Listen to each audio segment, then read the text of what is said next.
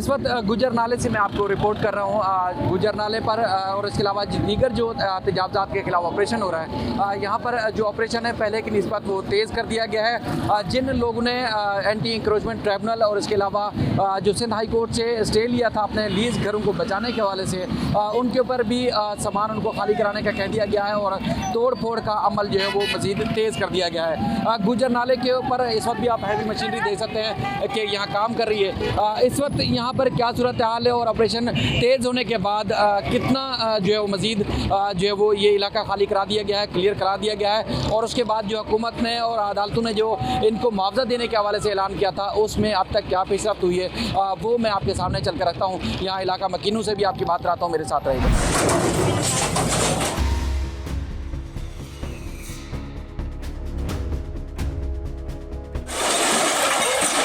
वहाँ पे हमारे तकरीबन कम से कम भी 150 से 200 घर थे जो हमारी बिरादरी के थे। तकरीबन सबके घर चले गए, कुछ भी नहीं बचा है। जितना निशान लगाया था उससे बढ़ के ये 1-1.5 फुट तोड़ा है। लोगों ने बोला है कि यार ये इतना निशान है, वो बोल रहे नहीं भाई ये कटिंग में आएगा, तो सब तोड़ दिया है। अभी सब लोग बेघर हो गए हैं, कोई सामान लेके रोडों पे बैठा है, कोई किसी के घर में गया है, किसी ने कोई ख्याल नहीं किया है कि थोड़ा वो कर दें, कोई टाइम नहीं दिया है। कम निशान लगे हुए हैं, उनकी कोई आईडी वाईडी नहीं है, कुछ भी नहीं है। उनको ये बोला है कि आपका थोड़ा कटिंग में है, वो भी हम नहीं ले रहे, दूसरी कटिंग वाले आएंगे तो वो लेंगे। वो अभी फ़िलहाल छोड़ के गए। हमारा घर, ये तो हम भाई के घर आए हुए हैं, ये भाई का घर थोड़ा बचा हुआ है, हमारा घर टूट गया, उसकी आईडी भी नहीं लगाई थी। तो आपको जो टूटा है उसका कोई पैसा दिया? नहीं, हमें कुछ नहीं मिला। हम वहाँ से हंसनी टेक्निकल स्कूल के पीछे नहीं, भाई के अलावा अगर ये भी कटिंग में हो गया तो हमारे पास और कोई रास्ता नहीं।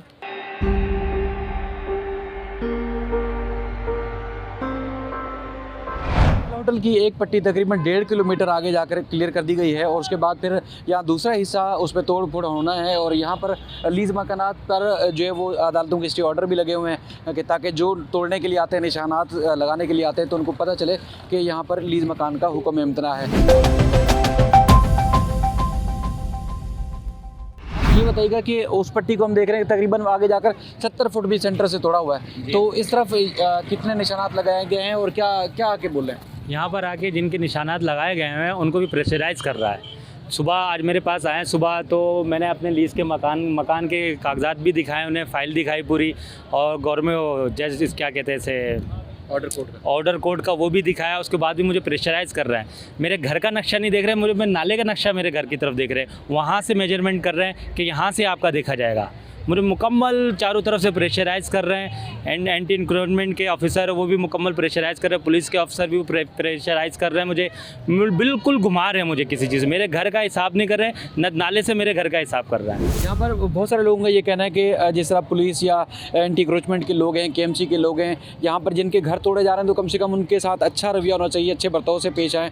लेकिन यहाँ पर लोगों को हिरासा किया जाता है, उनको जो गिरफ्तार करने की धमकियाँ दी जाती हैं। अब कई लोग ऐसे हैं जो सामान खुले आसमान के नीचे रख के बैठे हैं क्योंकि उनको सामान निकालने नहीं दिया गया, और अगर एहतजाज करते, शोर शराबा करते तो उनको गिरफ्तार करने की और इस तरह मोबाइल में डालने की धमकियाँ दी गई। तो इस वजह से लोग बेयारो मददगार हैं। इसी तरह जिस तरह इकबाल साहब ने बताया, इसी तरह और भी बहुत सारे लोग हैं जो अब तो अभी चेक मिला भी नहीं है, और जो एक हुकूमत ने, सिंध हुकूमत ने ऐलान किया था कि उनको 90,000 रुपये का चेक देंगे, तो वो चेक भी नहीं दिए। उसके बाद फिर लोगों को मजीद जो है वो खौफजदा कर रहे हैं। तो अब लोगों के पास कोई चारा नहीं है, और कई लोग घर हैं ऐसे जो टूटे हुए हैं। अब मैंने खुद बात करने की कोशिश की, लोग इस पोजीशन में नहीं है कि वो बात कर सकें, इंटरव्यू दे सकें, क्योंकि सुबह तक उनके घर थे, बल्कि दोपहर तक घर थे, और उसके बाद फिर मशीन आई वो तोड़ के चली गई। अब मजीद भी शहरियों से मैं बात कराता हूँ, क्योंकि बहुत सारे लोग ऐसे हैं जो स्टे लेके बैठे हैं, स्टे के बावजूद फिर आकर उनके घरों को तोड़ने की धमकी दी जा रही है, या उनको कहा जा रहा है कि सामान निकालो बाहर और ये आपके घर को तोड़ना है। मजीद लोगों से बात कराता हूँ मैं।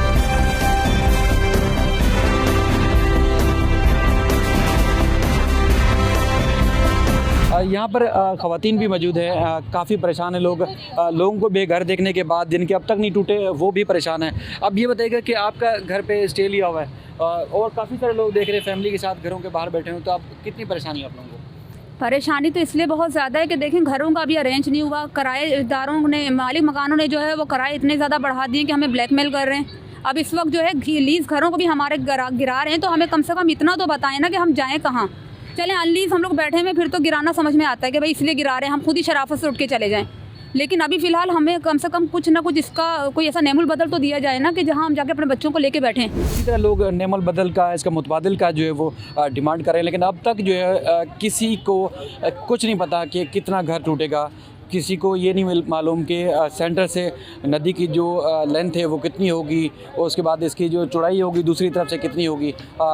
यहाँ पर मैं देख रहा हूँ तकरीबन 200 फुट के करीब नदी की चौड़ाई है, लेकिन आगे जाकर उससे कम हो रही है, लेकिन उसकी तोड़ फोड़ जो है वो कहीं ज़्यादा हो रही है। लोग बहुत बेहद ज़्यादा परेशान हैं और कोशिश कर रहे हैं कि हम उनकी आवाज़ आगे तक पहुँचाएँ ताकि जिन लोगों को इनकी मदद करनी है, मदद करना चाहते हैं, वो लोग इनकी आके मदद। भाईजान वन साइड बकौल गवर्नमेंट के तकरीबन 18 किलोमीटर और टू साइड अगर लगाएं तो ये बनता है 36 किलोमीटर, और अब अदादो शुमार चेंज करके 13 किलोमीटर कर दिया उन्होंने वन साइडेड। तो अब 13 किलोमीटर भी कोई छोटा रकबा नहीं है, बहुत बड़ा रकबा बनता है। अगर जेन्युइन हक़ाइक़ अगर सामने लाए जाएँ तो लाखों नहीं करोड़ों लोग बेघर हो रहे हैं मेरे भाई। एक दो अफराद का मसला नहीं है, ये इंसानी अलमिया जन्म ले रहा है। खुदारा गवर्नमेंट से मेरी अपील है, पुरजोर अपील है, वज़ीर आज़म हो, वज़ीर आला हो, सुप्रीम कोर्ट के चीफ जस्टिस साहब हो या आर्मी चीफ साहब हो, जो भी सुन सकते हैं, खुदारा सुनो। ये इंसानी अलमिया जन्म ले रहा है, अगर ये जन्म ले गया फिर आप इसको कवर नहीं कर पाओगे। यहाँ गुर्बत की लकीर से भी नीचे से नीचे तर वाले लोग रह रहे हैं। खुदारा इनकी तरफ देखें, अल्लाह का वास्ता आपको, आप साहिब इक़्तिदार लोग हैं, अपनी आवाम की तरफ देखें। कल को मरना है, अल्लाह को जवाब देना है, किस मुंह से हाजिर हो गए रब की बारगाह में। खुदारा आवाम का ख्याल करें। अच्छा, ये चौड़ाई कितनी है इस जगह पे? इस जगह पे भाई ये जो ऑलरेडी जगह आप देख रहे हैं ये तकरीबन लगभग 90 फीट है। अब इनका कुछ समझ ही नहीं आ रहा है कि ये लेना क्या चाह रहे हैं। कहीं 90 फीट है, कहीं 40 फीट है, कहीं 60 फीट है, कहीं 80 फीट है। तो भाई आप प्रॉपर कोई गेम प्लान तो बताओ अपना कि आप करना क्या चाह रहे हो। आप आते हो और आवाम को प्रेशराइज करके उनको घरों से बाहर निकाल के खड़ा कर देते हो, घर तोड़ देते हो। तो लीज है, अंतराइज है, जो भी है, कम से कम आप लीज ये तो देख लो कि यार एक पूरा ख़ानदान दर बदर हो रहा है। आप आगे जाओगे इसी लाइन में आप देखोगे जाके कि लोग बेसरो सामानी की कैफियत में उसी जगह पे बैठे हैं। जब नेमुल बदल नहीं होगा उनके पास कहाँ जाएंगे भाई वो फिर इन्हीं नदी नालों पे दोबारा डेरे डालेंगे। फिर आप बोलोगे जी कब्ज़ी ना आ गए। तो खुदारा उनका ख्याल करें, उनको रिहेबिलिट नहीं कर सकते आप, कम से कम कंपनसेट तो कर दें, कुछ तो करें उनके साथ। खुदारा कुछ करो। खड़ा हूँ, ये घर है और छोटे छोटे बच्चे भी यहाँ नज़र आ रहे हैं और यहाँ चारपाई और इसकी दीवारें टूट चुकी हैं, छत भी गायब कर दी गई है, तोड़ दी गई है। आप ये बताएं कि अब किस हालत में है? आपका तो घर नहीं रहा। सर इस हालत में है, मुझे ना जैसे होता है ना कि ना इन्होंने कुछ दिया है, सिर्फ आईडी नंबर डाला है, काट के नंबर नहीं लिए, फ़ोन नंबर नहीं लिया, आए आके तोड़ के चले गए हैं, कुछ भी नहीं दिया है। और खुले आसमान के नीचे बच्चे लेके पड़ो इस चरपाई पे। 5 बच्चे हैं मेरे, 1 बेटा है, 4 बेटी है। अब मैं घर लूँगा, इनका कोई मुस्तकबल करूँगा, मैं क्या क्या करूँगा। अकेला बंदा हूँ, मजदूर आदमी हूँ भाई मैं। तो आपको जब घर नहीं रहा तो यहाँ से शिफ्ट क्यों नहीं हुआ? आप कहीं से शिफ्ट कैसे होए? जेब में 5 रुपये पड़े हैं, शिफ्ट कहाँ हो जाए ये बताओ। हम जाएँ तो कहाँ जाए? तो जो तोड़ने आए थे आपने उनसे मुतालबा नहीं किया कि आप? उन्होंने, हाँ उनसे मैंने किया था मुतालबात। उन्होंने मुझे बोला जूसी चले जाओ, जूसी गया हूँ, फॉर्म जमा करा दिया। अब अल्लाह के ऊपर है कि वो कुछ देंगे भी नहीं भी। डीसी पे भी दरख्वास्त दी है, अब अल्लाह जानता भाई कुछ मिलेगा नहीं मिलेगा, मैं कुछ पता नहीं अभी। अब मैं बच्चे लेके कहाँ जाऊँ? किराया जेब में नहीं है, एडवांस भी देना पड़ता है, कहाँ पे लेके जाऊँ भाई? मुझे कुछ समझ नहीं आ रही है। अल्लाह ही है बस, और कुछ भी नहीं है।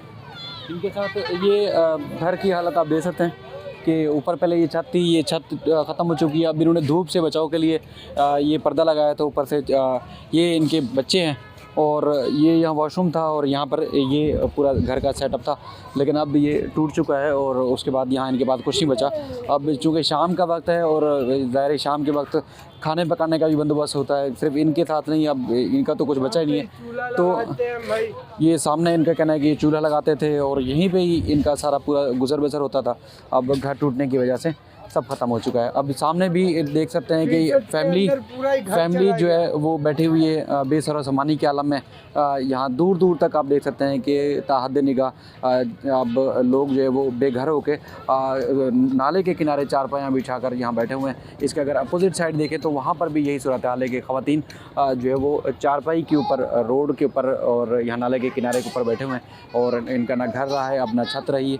और इसी तरह लाखों लोग हैं जो तमाम जो शहर में जितने भी ऑपरेशन हो रहे हैं इस वक्त उनके ये मुतासरीन हैं जो बेघर और बेसर सामानी के आलम में और बेयार मददगार पड़े हुए हैं। और जो हुकूमत ने ऐलान किए थे, जो दावे किए थे, अब तक दावों के मुताबिक किसी भी शहरी की ना तो इमदाद दी गई है, ना उनकी मावनत की गई है। जिन लोगों से हम बात करें जाकर, अब लोग बात करने की पोजीशन में नहीं है, इस हद तक टूट चुके हैं कि ना तो वो या कहीं इसके बदले में शिफ्ट हो जा सकते हैं और ना ही इनको कोई घर मिल रहे हैं किराए के लिए कि ये यहाँ से शिफ्ट हो जाते, कहीं और जगह चले जाते, तो इनके पास कोई ऑप्शन बचा नहीं है। इसलिए बेसर सामानी के आलम में लोग यहाँ पर बैठे हुए हैं। कोशिश कर रहा हूँ मैं कि इन लोगों की आवाज़ जो कोई नहीं सुन रहा, जो यहाँ पर आते हैं, जो हुक्मरान या ब्यूरोक्रेसी के लोग आते हैं, पुलिस और जितने भी लोग आते हैं एंटी इंक्रोचमेंट के, वो इनकी बात नहीं सुनता। तो मैं कोशिश कर रहा हूँ कि अपने इस प्लेटफॉर्म से इनकी बात आप तक पहुँचाऊँ, ऐसे लोगों तक पहुँचाऊँ जो इनकी मदद कर सके। जो तयशुदा प्लान थे उन प्लान के मुताबिक इनकी मदद हो सके तो ज़्यादा बेहतर होगा। ये सूरत हाल है इस वक्त लोगों की।